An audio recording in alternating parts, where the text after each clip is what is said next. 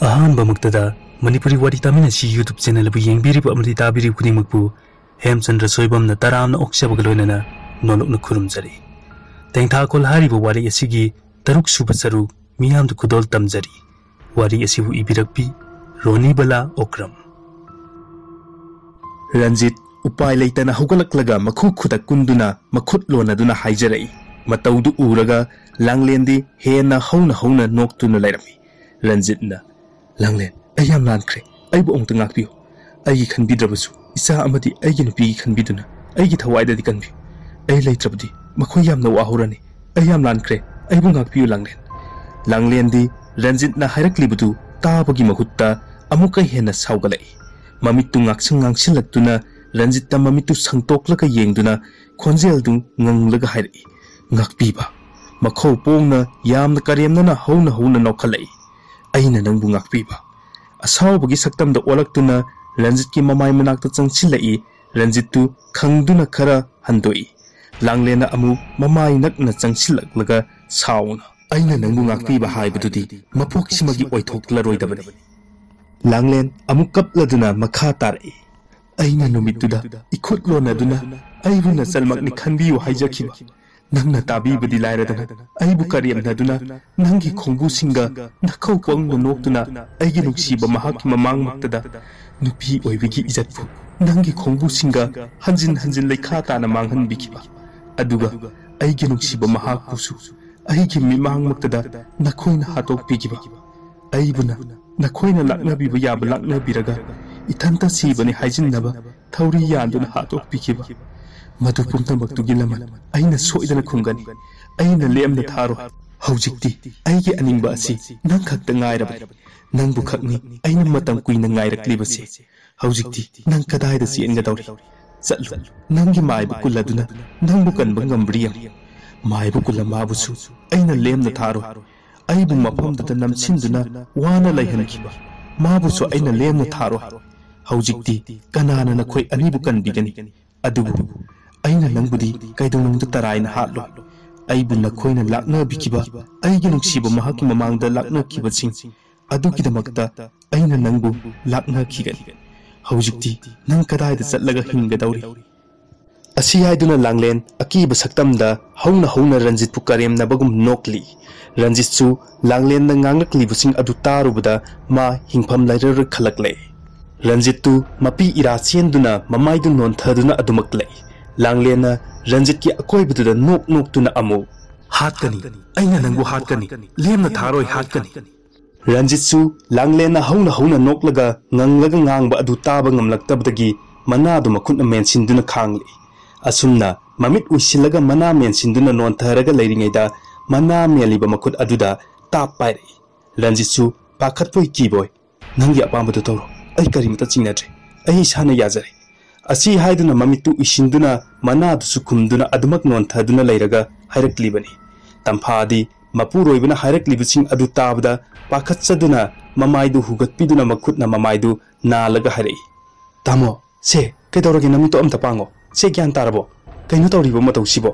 रंजितु मागी नुपीगी खोंजेल तारबसु ममितु अदुमक इसिंदुना मुरुम मुरुम सोंदुना मसादु थक थक निक्तुना मखुटना ममाइदु खुमदुना लैरि तंफासु उपाय लैत्रदुना सिंटेक्सतगी इसिंग खरा लौरुरगा रंजित की मकोक्ता खरा थाबीरगा ममाइदुदा अमुक इसिंग खरा अमुक थाई रंजितसु मधु फावबा ममितु अदुम उइसिंदुना लै तंफादु हंदक्ति इसिंगदु खरा याम पुरकलगा रंजित की ममाइदा इसिंगदु जोम हैजिल्लै हंदक्ति रंजितु खंगपेक खंगदुना फुक हौगलै मागी नुपीदा फत येंगै तंफादा येंगलमलगा रंजितना ममाइदु लै लैतुना येंगी लांगलेन लैरमद्रबदुदा तंफागी मनाक्ता चंगसिलकलगा तंफादा कोंदुना अयाम कीरे असि हाइदुना अंगांग मसागुं कपै तंफादी रंजित की मतौदुदा ngakladuna ममित्तु लाउथोक्लगा येंगलगा लैरि तंफासु कमदौबनो हाइबदो खंगदि खंगनिंग हंगबदसु मपुरोइबगी मतौदुदा हंगबा ngamjaramde कोना तपना हंगलगे खल्लदुना रंजितपु इमुंगदा पुसिंदुना चंगख्रे मथंगी नुमितनी सुनीलदु ngantana हौदुना इरुजा माइथजरगा फिरोल सेटली अबेमसु मपुरोइबना चटपगी लोइसिनखिबदुदा चा थकपा नंगहौररोइ खंदुना चादु पुदुना का तमना प्रप्रप लाई सुनीलसु अबेमना चा पुरगा चंगलकपदुदा चादु लौरगा थकली अदुगा khongupto amuk tongli abemna tapna tamo ngasisu thingbirakadoro Sunil khongup tonglambadagi abemda yenglaklaga nokphet tawraga amuk magi khongup tonglibdu loisilli abemsu wa makha tade mapuroibana khumaktaba aduda karisu makha taramdana phamungi kada changduna firol sing adu thuptuna lei Sunil su khonguptu tongba loiraduna chadu amuk thai chadu pairaga abengi manak changsilai Sunilna sathokpa bu tambangam aina ngasi chatawribase matam kuinadagi aina pangthoke kanba thabukto ngasi loisilan aduna ngasi di thengbangan ba khangde kaisu khalunuda nangna pakhatpan basina abemna tawriba simfamduga matamna ga patabaga angang singsiga aigatani leirisi adugi sum nganna hala ningba karim tawroise aisu khang namana sadang yumsida lei haiba aisu yadadana tawbani sidaidi aisu matam chan halaklanida asumna mabani su mapana tholaklaga Sunilna abembu nungsina yenglaga gari ru thorokre somdana themba wakhaldu leita jade chak thongna Sunil lakpa yengbada wajarami chawbasu thembagi matawdu thabak suna uribani jagat hoi chawbo hidi thabak suribani sanjoy ga thembagana chak thonglibani sanjoyna themba sanjoyna khangkau korakpuda thembadu mapalda cheptha yengduna leiramba adu khangladuna ha tamo Sanjoy nokphet tawraduna nangbu wakhaldo amukta leitaw kedawge nangna langtak nariba khangningliba singdo ngasidi loina khangba ngamlani Sunil sulaklani wakhaldo hena khanjilanu nang oina langlengi thawai onthokidana ko asi haiduna phagi tawduna thembagi mapukning phathaviri thembasu haiphet nokphet tamak tawi wa makhadi tade magi thawbam thokpa insang semlibuda mai onsilli chak suloisile insang amuk thongnaba tawri Tanjadu Sunilgi gari su horon khongladuna thawjilai chawbasu Sunil lakpa aduda thabak sufamdagi prap tholaktuna Sunilgi manakta changai Sunil su chawba ubada gari dagi kumtharaga nokphet tawduna anidu manungda changminnare thembasu chawbaga Sunilga changlakpadu ubada Sunilgi phamnaba sem saduna Sunilbu taramna kausili Sunilna thembagi matawdu yenglaga nokphet tawduna phamtharaga thembabu manakta kausinduna harai Themba chak toklaga chalasi nangna khangningbagi mayaina wakhal leitadribado aisu khangine fare chak to loisiluro thembasu hoi haibagum mangaktu nomlamlaga sanjoygi mateng pangba amuk changai themba changakpududa sanjoyna thembada sinaramlaga sanjoydu chawbo hoigi manakta changai chawbuna kamdawre maiba ama tanani haibadu tanaraklabra Sunilna hoi khura tanajarakle adubu khwaidai luba amana hana maiba kulana thau tawrambanina mana hek thabaktu paiba haibasi kharadi lugani hare aduga amuk kullase mahiyamna haiba misakni maiba kullaga maiba tomalga si oza amata tama iyai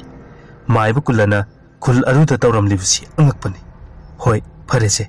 kulduda chatlaga ahanduga warido fajana sanarsi aduga kamdawbuno haibdo amuk tanarsi chawbana hoi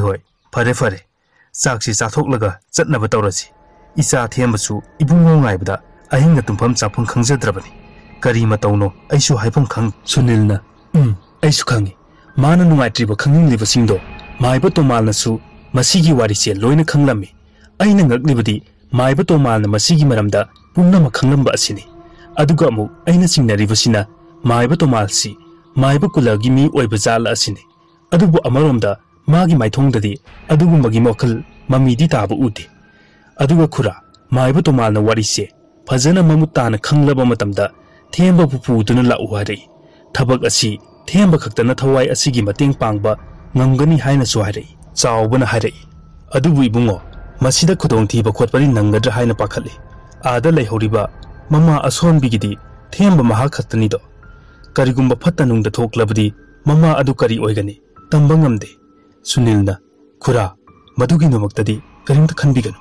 themba karisu tawroi langlengi thawaina pamlibse atai kanasu nate mahakpunna hetpikhiba adu khaktani masida wakhal awaba khanjinbiganu khura chawbana fare chaksu loirabani chanaba tawrurasi aduga chatlasi asumna chaktu chanaba haiduna changnarakle chak chaba loiduna duna ngahak hangsit langbo oina makhoi mapalda phamli thembasu makhoi manakta laktuna chawbada haiphet yenglai chawbasu thembagi miyengdu khangladuna Sunilda amuk yenglai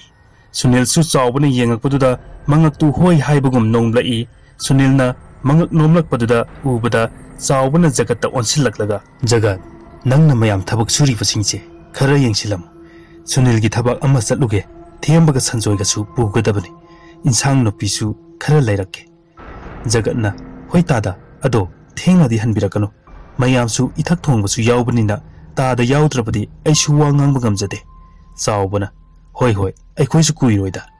asi haiduna chauba sanjoi Sunil themba punna tholaktuna Sunil gi gari da tongkhatkre Sunil su gari du start tawduna thawkre asumna langlen gi asengba wari khangna bugidamak khul tamna gari du thawrai nakan amadana Ranjit gari du speed kanna thawrakli masadu su yamna pakhatpa male Ranjit na gari du sum thawrakpana maiba kula hoigi thongal da gari du khangkhang khami thong du prap prap hangduna sumang tamna changsilai Ranjit na maiba kula du kauge tawbada thong adu hangdokpagi maya khara kaaba urami madu ubada Ranjit na tinthadana mangonda kakhatlaga thong du tapna hangduna cheptharaga yengi laigi thorum tawbagum dup thawmai thaduna kullana mamit usinduna leirambadu Ranjit na ngakna yengi matawdu ubada Ranjit na kullada kauba sungamda masu tapna changlaktuna kullagi nakanda tuminna phami ngaihakti Ranjit tuminna kullada mamit usinduna murum swalibdu yengduna leiri kullasu makhutuna mamaidu nanthajaraga mamitu tapna panglaktuna Ranjit ta nungaitaba mi yengda yenglai kullana ai nang lakani haiba khangi adunani ai nang asi lai khuram lemsi Ranjit na asingmani mama ai yamna kire ai hojik kaidawgani kari upai tawraga ai thawai hingba ngamgani mama na upai amatadi tawbi ai mama na pamba khudingmak loina pige ai gi thawai hingnaba pambai amatadi thibiyuba maiba kulladu wakal haifet khalladuna Ranjit ai handakti upai leiroidawa male Ranjit tu madu tabda amuka hena masadu pakhatpa hingalli sorsu chauna hondolaktuna mamitu lauthoklaga koyot ottuna yengaga khangi kullana upai amadi lei madu tabda Ranjit tu mamitu ngaksangang lauthoktuna kullada yenglai ha kari upai kullana aina haigadoriwa upai sidi nang aidi lairi afawba maibana fawba ngamgani thajade Ranjit langtaknana kari upai no haibiu mama aina ngamnaba hotnagani kullana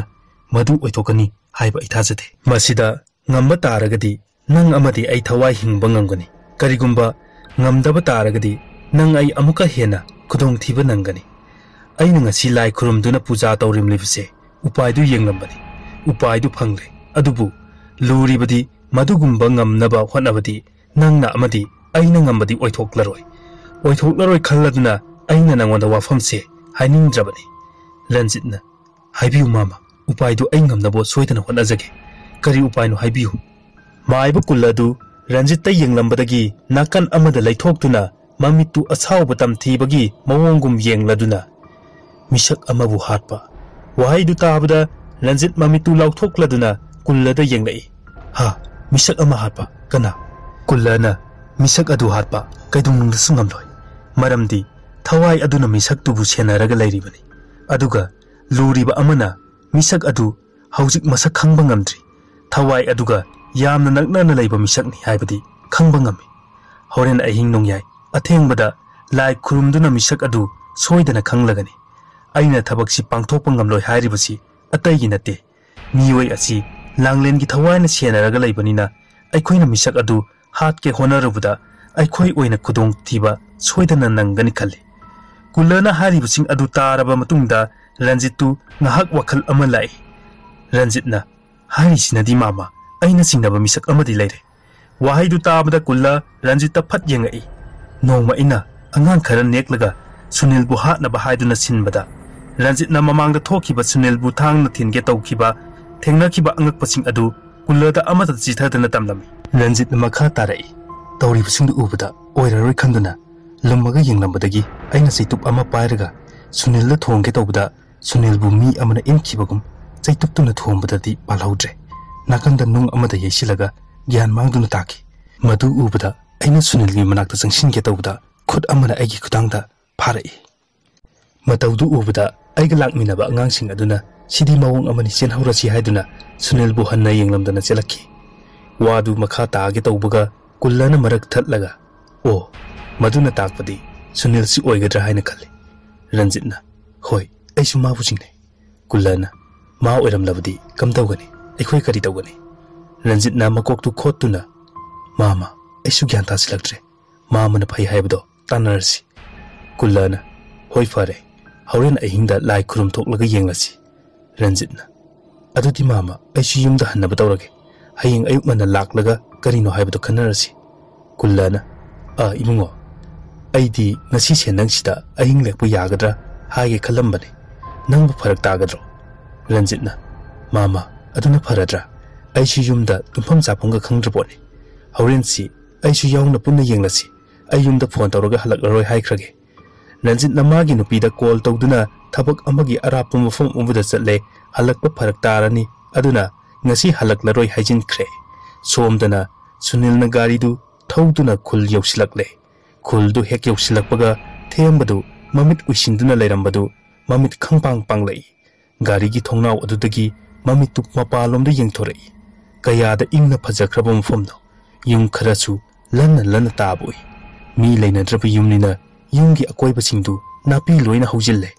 युमसिंदु Keck येंगलुबदा मीगा लैनदब yum ओइबदुदा उबदा खरदी हैनदब फावे assume थौरकपना इसुक सुकपा लैरक अमद गाड़ी दु थौजिल्ले हाना लंबीदु मी चटनरी कांददी यामना सुपदी मानदे लंबीसु खरदी अदुम चावी अदुबु हौजिकति मी चटनद्रबनिना लंबीदु चावजरबसु उवासिंदुना हाइजलकपदुगा नापीगा हौजिनबदुदा इसुक सुकले लैरकतु सुम थौजिलकपदा yum अनि अहुम ताहौई अदुसु यामना Lanna ताई सुम थौरकपना लैरकतुगी लंबी लोरमदाइदा गाड़ीदु खामी चावबना इबुंगो मफमदु यौरबो मफम सिदबु करमना मी lab ngमगदोइनो अहन अमा लै हाइबदुबु मथंता मफम सिदा कमदौना लैरिबनो युम खरा तारिबसिंगसिसु फिबम लोइना सोकले सुनील नोकफेट तौदुना होय खुरा you're मसिगी yum असिदने अखोइना लाक्लिबसे करिसु सिंगनाबिगिनु me लैनद्रबसु मफमसे लांदब मीगिदि करिसु तौदे थेमबदी चावबग सुनीलगा ngangnaribdu करिसु तारुदना गाड़ीदगी कुमथादुना सुनीलना ताक्लिब yum अदुदा येंगी मसादु yum अदुना लाओ हाइबगुम खुद खतुना कौरकपगुम सुनील अमदी चावबोहिदा करीमता हाइरमदना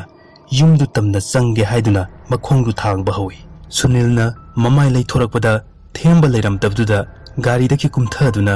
थेमबना युम अदुगी माइकै ओलगा चंगे तौरमबदु उबदा सुनील प्रप चेंसिलक्तुना थेमबगी मखुद ताफाय थेमबसु सुनीलना मखुद फारकपदुदा ज्ञान खंगता तारकपगुम ममाइदु सुनीलना फट ओनसिलकलगा गाड़ी खामलिबा अदोमदा येंगलै गाड़ीदुगा माना लेपलमलिबा दुगा खरा लापनरमी कमदौना मफमसिदा चटलमलिबनो हाइबा मसा फावबक ज्ञान ताजदे सुनीलदु थेमबना खंजानरिबिदु खंगलदुना सुनीलना थेमबा से ज्ञान ताव खुरा होइगा लैमिनरमु अई हाना चंगुगे अदुगा अमुक पुना चंगसिको असि हाइरमलगा सुनीलसु युम अदुदा चंगखि लोलिबा सोदु हांगदुना मनुंग चंगखि अदुगा थोंगदु मनुंग लोमदा अमुक लोनसिनखि थेमबसु चावबोहिगी मनाक्ता चंगसिलकलगा लेपी ngahakti makhoi tumina amada yengnaduna tumina lei ngahak leiraga sunil suyum adudagi tholaktuna chawbohi manakta changlei sunilna chawbohida changlasi haiduna sunilna mang thaduna changai mapaldadi yumdagi akoibagi fivamdu isuk laduna yengbada yamna hainadaba poi adubu imung changlakpa matamdadi imung adu yamna nana mi leinaba yumgumna pochaising adu mafam chana thamlei युम मनुंगदसु यामना चावी असुम चंगकपदा का अमदा चंगी कादुदा मथंग चंगनख्रब मतुंगदा थेमबना मनिंगदा लाकपनिना माना कोना चंगलकपनि थेमबना का अदुगी थोंजिंदु हेक कांसिनबगा मसादा अयिंबा नुक्सित अमना मसादा खंगी येरै तांजा अदुदा हिपलगा ममितु उसिलगा लैरंबा थासना ममितु फट पांगलक्तुना फुक हौगतलगा चावबो होय चंगपदुदा येंगलै थासनाना येंगलिबसि अतै कनादसु नत्ते थेमबदनि सुनीलसु थासनाना होगलक्लिबदुगी मरम खंगलदुना चंगसिलगा करिनो खरा हायरगा फमुंग अदुदा फमथाली सुनीलना फक अमा लौरुरगा फमुंग अदुगी नाकंदा थादुना चावबोहोइबु फमहल्ली थासनादी थेमबदा नुक्सिना येंगदुना लै मपी इरासु चेली थेमबसु थासनाना येंगलगा मपी इरा चेनबदुदा थेंबसु कदोमदैनो खंगदना मपी रा चेंदुना थासनादा मुन्ना येंगजै सुनीलना थासनादा अमुक येंग थेंबदा अमुक येंग तौदुना लैरी चावबोइसु अदु मंगाई थेंबगा थासनागी मौंग अदु येंगदुना Larry ngahakti mayamdu wa langangnadabi amana amata yengnaduna leinai sunilna thasnagi manakta changlaktuna thasnabu kawi tamalaktabadagi masadu paiduna nomduna kawi thasnasu sunilna masada pairakpaduda gyan khangta taraktuna sunilda phat yenglai aduga hanagum lok haifet khuduna mamaidu nontharaga laiki sunilsu thasnagi nakanda phamtharaga hairai ima थासना सुनीलदा यंखलाई सुनीलसु थासनादा यंगलगा मपी इरा chain हारे नोंग नत्रगा नोंगदी Imangi अवाबसिंगदो मतेंग पांगबिनबा अमदी लांगलेंगी थवागी मनिंग तुंगहन्नबा मिसक अमा सोयदना आइना लाकनी हायबदो हौजिक्ति येंगो तु मांगदा लेपलेबा महाक असिगी मतेंगना पुंगमक्की अवाबा हौजिक्ति कोकपा ngamlani थासना खुइरबा ममाय अदुगा ममोन नोगलाई सुनीलसु Matang कुइना वा मचेत अमा फावबा ngang नोप कावरबा मिसक अमगुम लेरंबा अदु ngasi thajadana thasana नोंगलकपा अदु उबदा सुनील असुकी मतिक हराउजरमे थेंबदी सुनीलगा थासनागना तौरिबा मतौसिंग अदुदा ममितु लाउथोक्तुना येंगलगा लेरी थासनाना नोफेत तौरगा थेंबदा नुंसीना येंगलगा हौजिक्ति अैगी इसागी निंगबा थुंगलनी इबुंगोदी इसागीदमक इसोरना थाबिरकपनी अमुक कपलदुना कयादा मानख्रबा संगनु इसारोइका खेनरिबा हाइबबु मितपानगी संब्रुदुदा खक्तनी सुनीलदा अमुक ओनसिनदुना येंगो इबुंगो नाखिंदा ताउ रोइका कयादा संग मानरिबा सुनीलसु मतंग कुइना थासनाना वा अमा फाउ ngang ngasi momon noktuna harauna wa ngangakpa adu tabda Sunil हराउबा नुंगाइबा पुकनिंग नुंसिबा उलप पुनसिलगा मपी ताना थासनागी मखुत अदु पाइसिनदुना कपली सुनीलना मपीदु तैथोकलगा सुम्मेमा थेंबसे अैगी इताउगा करिसु केनदे मागी समझबा मी ngamjadaba मीना फना थीना nganglabsu मोमोंता नोकपा कैसु केनदे माना अहानबा मफम असिदा लाकपा नुमिता अै कोक्तगी खोंग फावबा तु चुकीबा खंगौदे अैगी इताउदुना अैखोइबु नुंसिबिबा अमदि अैखोइना वाजबा अदुदा ईश्वरना इताउबु अैखोइगी मनाक्ता अमुक हन्ना लेपलरबने चावबा संजोय थेंबा मखोइ अहुमदी थासनागा सुनीलगा nganglibasingdu yengduna lei मखोइसु वा अमा फावबा nganglमदे सुनीलना थेंबदा yenglakलागा मनाक्ता लाओ हाइबगुम कौरे थेंबसु सुनीलगी मनाक तमना चंगक्तुना मनाक्ता फमी सुनीलना अै अमदी इमाना हारिबसिंगसे नंगदि ngaklamgani मसिगी वारी नंगोंदा सोइदना लीगनी थासना थेंबदा yenglادुना इसागा सकमानबा इबुंगो लाओ इमागी नाक्ता इसाबु कोलगा इसा रोहितकी मैसा कोकपु ओइजरगे थेंबसु थासनागी मनाक्ता अमुक चंगलक्तुना फम्मी थासनाना थेंबबु नुंसीना लाइबक्ता चुपलदुना मथादा चेतना कोनसिनजै थेंबबु कोलुबा मिकुप्ता मचा काइनाबगी मैचाकना मतम कुइना लेरंबदु थेंबबु मथादा चेतना कोनसिनजबा मतमददी अवाबा मैचाक पुंबा कोखख्रबगुम अमुकसु थासना मपी ताना नोकफेत तौरई थेंबसु थासनागी मतौ अदु उबदा खुंगंगदा लेहौबा सोलाबी ममा अदु खंग निंसिंगलक्तुना थेंबसु थासनाबु ममा मकनि खन्ना नुंसीजे मचाबु ममा ओइबिसिंगना कयागी मतिक नुंसीजबा अदु थासनागी मवोंगदुदा खंगजै थेंबसु थासनाबु कोंदुना मखोल थोक्तुना कबलै थासनागी मथादगी थोक्लक्तुना थासनागी मपीदु तैथोकपी अदुगा मुन्ना येंगलगा हाइरै इमा अै खंगनिंगबा अैंगोंदा लांगतकनरिबा असि अमुक्ता कोहनबियु अदुगा अैना लांगलेन अमदि सकमानबा इयाम्बा अदुगी लमन खुमनबा मतेंग पांगजगनि वारिसिंगदो नसादा अमता चिथदना लेबियु मदुना नसागी थौना हपजगदौरिबनि थासना थेंबगी वाहिदु ताबदा पेलदुना थेंबगी मकोक्ता नुंसीना नांथदुना हाइरै थासनाना लीगनि अैना इचा लांगलेन अमदि इचा रोहितकी वारी पुंबा वारिसिना नंगी थौना हापा ngambu ओइको ngasi सही निपान मुकी ममांगी वारी मतंग सिदा ताहनजरिबो वारी असिगी तरुक सुबा सरुक लोसिनजरे वारी असि पाथोकसमा मतमदा सोइखिलान किबु यावसु पुंगमक नंगाकपियो हाजबग लोइनना ताबिरिबा मदि यंगबिरिब खुदिमकपु अमुक हन्ना खुरुमजरी।